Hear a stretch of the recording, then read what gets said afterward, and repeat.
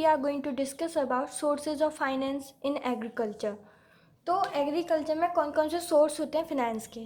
तो क्या था, जब 1935 से पहले जो ज़्यादातर जो फिनेंस के सोर्सेज होते थे एग्रीकल्चर में, वो केवल प्रोफेशनल मनी लेंडर ही होते थे।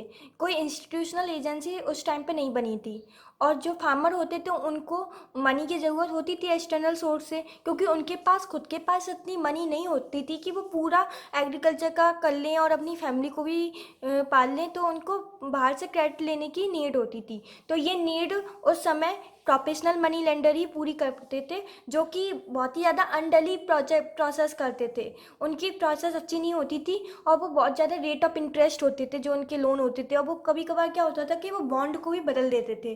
तो फिर क्या नीड थी कि जब 14 मेजर कॉमर्शियल बैंक थे, जब उनको नेशनलाइज किया गया 1969 में, तो उनको एग्रीकल्चर पर्पस को ज़्यादा महत्व दिया गया उसमें कि एग्रीकल्चर को लोन देना बहुत आवश्यक है उनके लिए। तो फिर उनने इंस्टीट्यूशनल फाइनेंशियल एजेंसी में क्या होता है कि इतना ज़्यादा इंटरेस्ट नहीं लगता है उनके जो लोन होते हैं उन पर, और जो पहले से ही पूरी प्रोसेसिंग हो जाती है पेपर वगैरह की, ताकि वो बॉन्ड होती है उसको वो बदल ना सकें। तो फिर वो इतना ज़्यादा उनका शोषण था वो हट गया था। ठीक है, तो हम पढ़ते हैं sources of agriculture finance.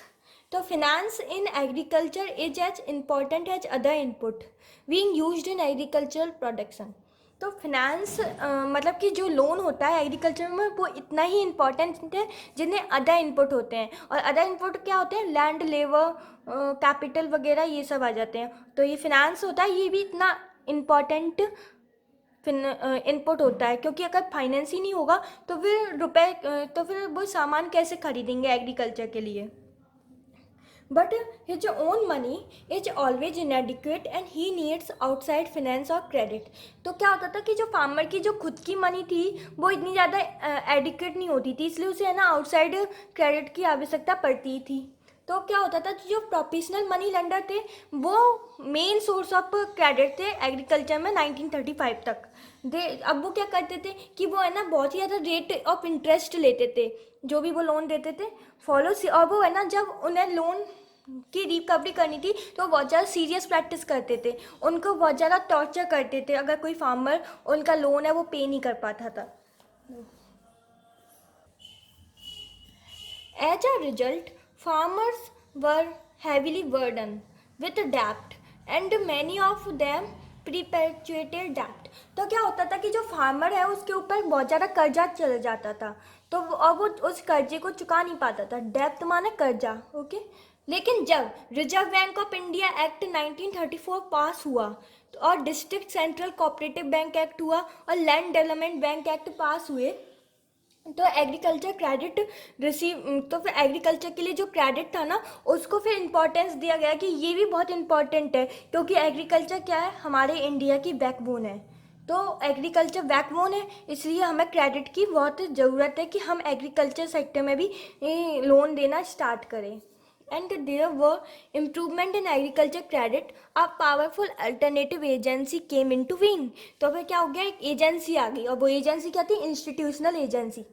Large scale credit became available with reasonable rate of interest at easy terms were both in terms of granting loans and recovery of them।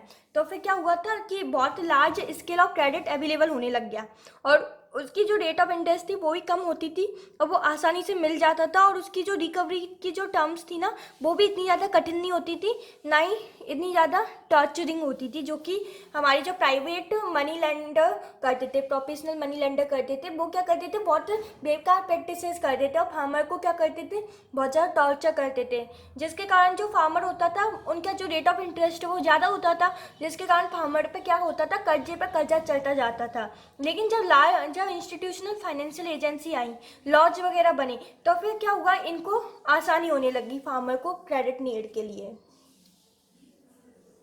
Although the cooperative banks started financing agriculture with their establishment in 1930s। अब क्या था कि जो cooperative banks थे ना वो establish हो चुके थे 1930s में, और उन्हें लोन देना स्टार्ट कर दिया था एग्रीकल्चर को। लेकिन जो रियल इम्पेटस था ना इन cooperative बैंक को, वो इंडिपेंडेंस के बाद ही मिला। मतलब 1930s से तो वो बनना स्टार्ट हो गए थे, लेकिन उनको कोई इंपॉर्टेंस नहीं मिली थी। तो फिर उनको इंपॉर्टेंस कब जाके मिली, जब इंडिपेंडेंस हो गया और उनके लिए भी कुछ सुइटेबल लेजिस्लेशन यानी कि रूल्स वगैरह पास हुए, तब जाकर जब इनके लिए भी पॉलिसीज रूल्स वगैरह बने तो इनको भी महत्व मिलने लग गया और ये भी अच्छे से एग्रीकल्चर में क्रेडिट देने लगे थे। Therefore, bank credit to agriculture made phenomenal progress by opening branches in rural areas and attracting deposit। तो क्या हुआ, जब बैंक वगैरह थे वो क्रेडिट देना स्टार्ट कर दिया था एग्रीकल्चर का, कब, जब उनकी जो ब्रांचेस थी वो रूरल एरियाज में भी डेवलप होने लग गई और उनमें भी डिपॉजिट आने लग गए, यानी कि उनमें भी सेविंग्स बढ़ने लग गई, लोग उनमें सेविंग करने लग गए। और अगर बैंक में सेविंग्स होगी तो वो ज़्यादा से ज़्यादा लोन दे पाएंगे, क्योंकि जो बैंक में जो मनी का जो वो होता है वो क्या होता है, सोर्स, वो सेविंग्स होती हैं। जब हम अपने पैसे जमा करने जाते हैं तो उन्हीं में से कुछ अमाउंट होता है जो कि bank, reserve bank of India को भेज देते हैं, और जो अमाउंट बचता है उसको वो एटीएम वगैरह और लोन देने में यूज करते हैं। Till 14 major commercial banks were nationalised. अब नेशनलाइजेशन कब हुआ था बैंक्स का, 1969। ये इंपॉर्टेंट ईयर है कि जो हमारी 14 मेजर बैंक है उनका नेशनलाइजेशन कब हुआ था, 1969। जब किसकी सरकार थी, वो थी इंदिरा गांधी की सरकार, जब हुआ था हमारी 14 मेजर कॉमर्शियल बैंक का नेशनलाइजेशन। अब क्या हुआ था, cooperative banks were the main institutional agencies providing finance to agriculture. जब तक है ना, जब ये 14 मेजर कॉमर्शियल बैंक का नेशनलाइजेशन नहीं हुआ ना, तो उससे पहले कोऑपरेटिव बैंक की थी, जो कि एजेंसी थी जो कि फाइनेंस प्रोवाइड करती थी एग्रीकल्चर को। अब क्या हुआ, after nationalisation it was made mandatory for these banks to provide finance to agriculture as a priority sector. अब क्या हुआ था, नेशनलाइजेशन के से पहले जो ये बैंक थी ये प्राइवेट सेक्टर थे, जैसे इंडस्ट्रीज वगैरह उन्हीं को ही लोन प्रोवाइड करती थी, एग्रीकल्चर को लोन प्रोवाइड नहीं करती थी। क्यों, क्योंकि एग्रीकल्चर में अनसर्टेनिटीज ज़्यादा होती हैं, उसमें क्या होता है कि उसमें पता नहीं होता, उसमें रिस्क ज़्यादा होती है, इसलिए वो क्या करती थी कि वो इंडस्ट्रीज़ वगैरह को ही लोन देती थी ताकि उन्हें प्रॉफिट हो। बैंक मतलब प्रॉफिट ओरिएंटेड थी, जैसे बिजनेस होता है ना उस तरह थी। लेकिन एक बार उनका नेशनलाइजेशन हो गया ना, तो फिर उसमें मैंडेटरी कर दिया कि एग्रीकल्चर प्रायोरिटी सेक्टर होगा, उसे उनको लोन देना पड़ेगा। और उससे पहले क्या था कि एग्रीकल्चर की हालत बहुत ख़राब थी, ये बैंक वगैरह उन्हें लोन नहीं देती थी रिस्क की वजह से, क्योंकि उन्हें लगता था कि उनके पैसे वापस मिलेंगे या नहीं, इसलिए। These banks undertook a special program of branch expansion and created a network of banking service throughout the country and started financing agriculture on large scale। अब इन नेशनलाइज्ड बैंक ने क्या किया, अपनी ब्रांचेस को एक्सपेंड किया और एक नेटवर्क बना लिया बैंकिंग सर्विसेज का पूरी कंट्री में, और इन्हें लार्ज स्केल पर एग्रीकल्चर को फाइनेंस देना स्टार्ट किया। okay? The agriculture credit acquire multi agency dimension को एक्वायर कर दिया, ठीक है। Development and adoption of new technologies and availability of finance go hand to hand. अब क्या हुआ था, एग्रीकल्चर के लिए जो टेक्नोलॉजी है उनका भी डेवलपमेंट हो रहा था, नई नई टेक्नोलॉजीज आ रही थी, हाई यील्डिंग वेराइटीज आ रही थी, और उसके साथ साथ क्या हुआ था, फाइनेंस की जो फैसिलिटीज हैं वो भी अच्छी होती जा रही थी। तो क्या हुआ कि इससे एग्रीकल्चर का डेवलपमेंट होने लग गया। और यदि मान लीजिए अगर किसी कंट्री की बैकबोन एग्रीकल्चर है, उसके एग्रीकल्चर का डेवलपमेंट होगा तो ओवरऑल इकोनॉमिक डेवलपमेंट भी होगा। In bringing green revolution, white revolution and yellow revolution, finance has played a crucial role।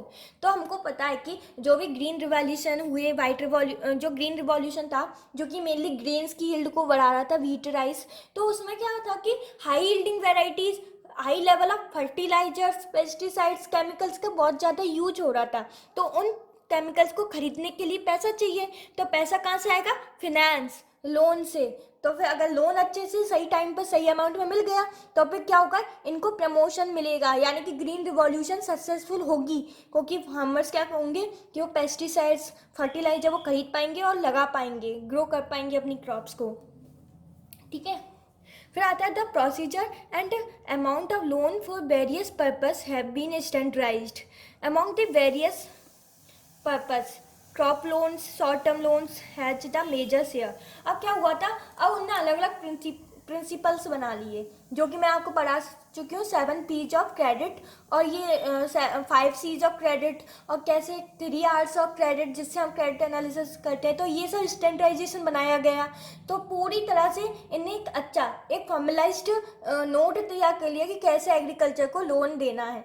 और इनमें सबसे ज़्यादा प्रायोरिटी दी गई क्रॉप लोन्स को, जो कि कैसे होते हैं, शॉर्ट टर्म लोन्स जिनका पीरियड कितना होता है, 6 मंथ। ठीक है, तो ये थे हमारे sources of finance in agriculture. अब नेक्स्ट क्लास में हम डिस्कस करेंगे agriculture credit system in India.